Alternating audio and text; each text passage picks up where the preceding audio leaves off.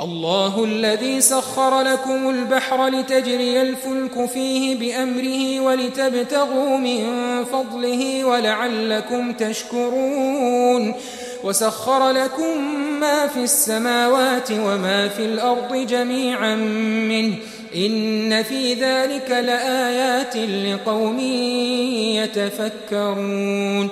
قل للذين آمنوا يغفروا للذين لا يرجون أيام الله ليجزي قوما بما كانوا يكسبون من عمل صالحا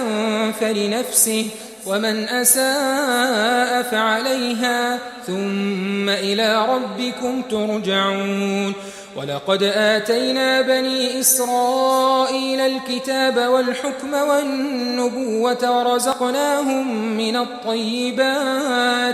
ورزقناهم من الطيبات وفضلناهم على العالمين وآتيناهم بينات من الأمر فما اختلفوا إلا من بعد ما جاءهم العلم بغيا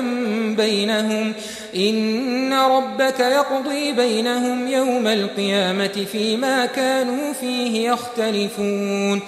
ثم جعلناك على شريعة من الأمر فاتبعها ولا تتبع أهواء الذين لا يعلمون إنهم لن يغنوا عنك من الله شيئا وإن الظالمين بعضهم أولياء بعض والله ولي المتقين هذا بصائر للناس وهدى ورحمة لقوم يوقنون أم حسب الذين اجترحوا السيئات أن نجعلهم كالذين